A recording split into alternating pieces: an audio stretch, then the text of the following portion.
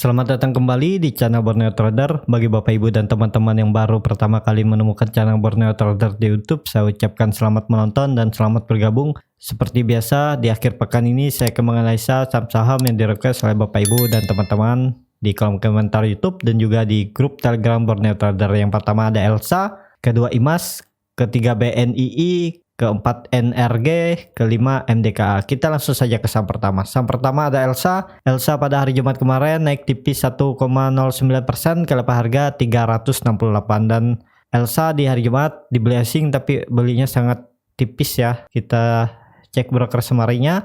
Biasa aja, kita langsung saja ke teknikalnya. Secara teknikal Elsa sudah di area pertengahan. Ini menurut saya belum bisa spekulasi buy, wait and see dulu kalau Bapak Ibu yang punya dari daerah bawah. Dari 334 ini ya sudah follow the trend aja, karena Elsa ini strong uptrend. Kalau mau target profitnya ya di 394 ini ya. Dia akan menguji resistennya di 394. Tapi kalau dia breakdown dari 360 ini ya, Bapak Ibu bisa take profit dulu yang beli dari daerah bawah ya.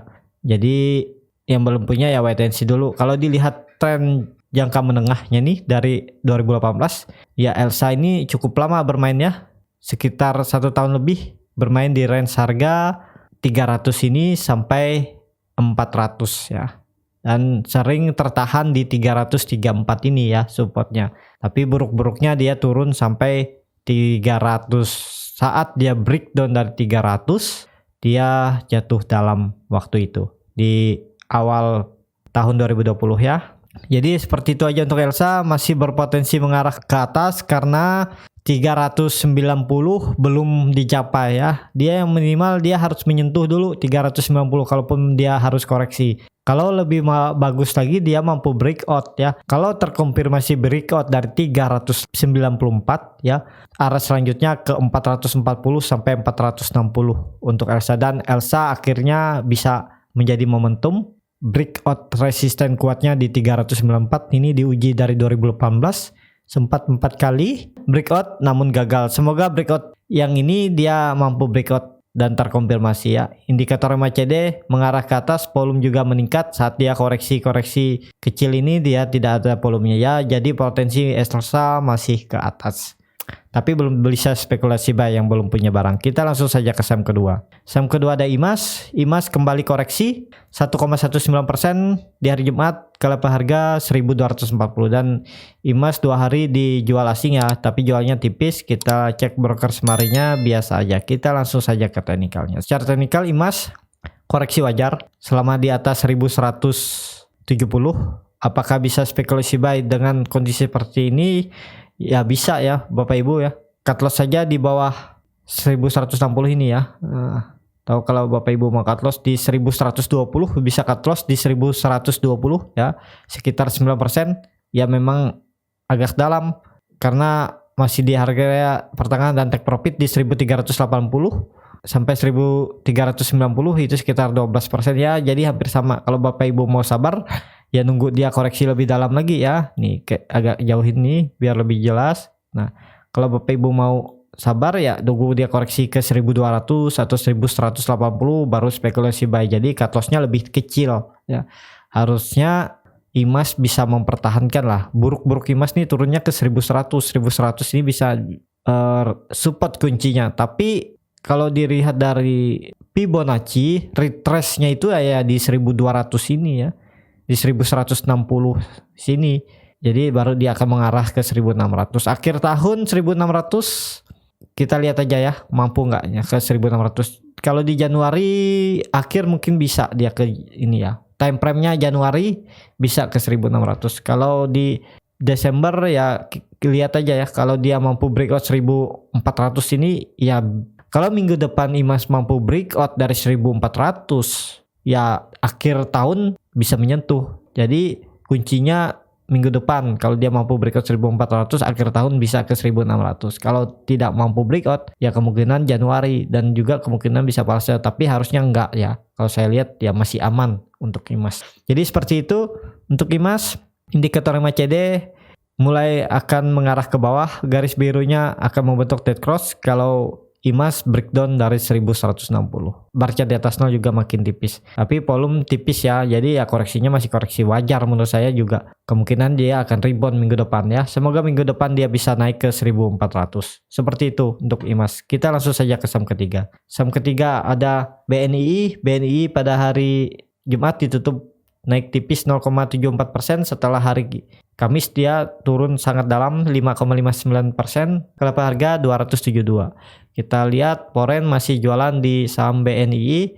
Kalau broker semarinya biasa aja ya, tapi terlihat nih GR jualan di 19.000 tapi dia juga nampung nih di 7.000. Jadi ya biasa aja. Langsung saja kita ke teknikalnya. Secara teknikal BNI lagi di harga pertengahan, apakah bisa spekulasi buy?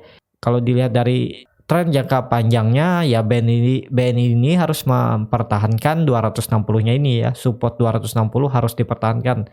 Kalaupun dia breakdown ya Bapak Ibu bisa lihat tren sideways-nya cukup lebar dari 200 sampai 300 dan Bapak Ibu bisa lihat saat dia breakout 260 dia koreksinya sampai 200 dan dia mantul lagi. Jadi ini ada potensi melanjutkan koreksi. Kalau Bapak Ibu mau buy di harga sekarang ini cut loss-nya di bawah ini aja ya. Nah, di 250 bisa. Target profit tetap di 300. Beli di 200 juga target profit di 300. Itu sekitar 10% dan cut loss-nya sekitar 7,65%. Kalau Bapak Ibu mau lebih sabar ya belinya di daerah bawah di 260 sampai 264 bisa ya. Jadi cut loss-nya juga kecil dan harusnya BNI ini ke atas ya. Karena volume juga kecil nih. Saat dia koreksi volume kecil, koreksi lagi volume kecil, ya belum ada seberapanya lah dengan volume saat dia naik. Bisa jadi di minggu depan dia koreksi sampai 260 kemudian dia mantul ya. Jadi sesuaikan aja kalau Bapak Ibu mau beli di harga penutupan hari Jumat ya nggak masalah, cut loss-nya di 250. Disclaimer on, bukan ajakan untuk membeli ya. Ya bisa Bapak Ibu ubah strategi saya atau modifikasi ya nggak masalah. Indikator Mercedes sangat tajam mengarah ke atas, garis biru bar chart di atas 0 juga terbentuk ya. Ada potensi masih BNI ke atas lagi.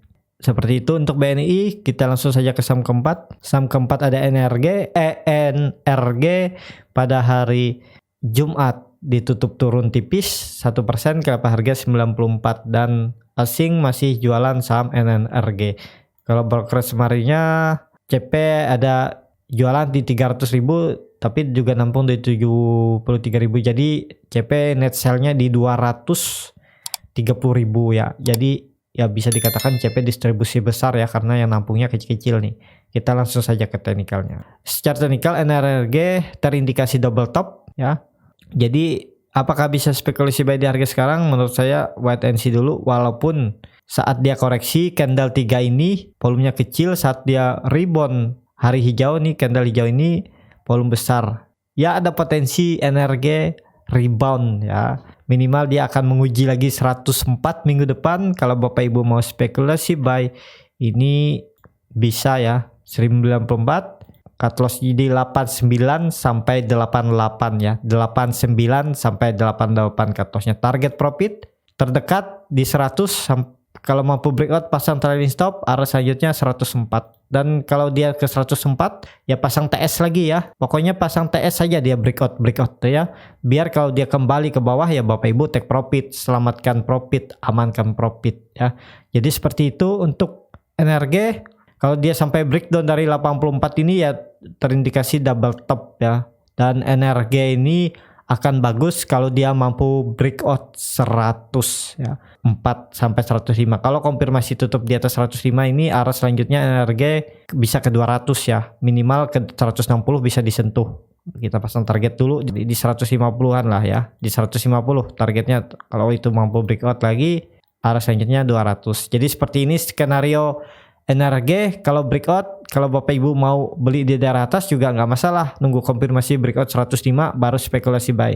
Kalau Bapak Ibu mau buy di harga penutupan hari Jumat, seperti ini strateginya, cut loss-nya di 89. Ya, seperti itu aja untuk NRG. Kita langsung saja ke saham terakhir. Saham terakhir ada MDKA. MDKA pada hari Jumat ditutup turun 0,25%, kelapa harga 1935. Dan MDKA ini masih terus diakumulasi asing dan sangat besar ya akumulasinya.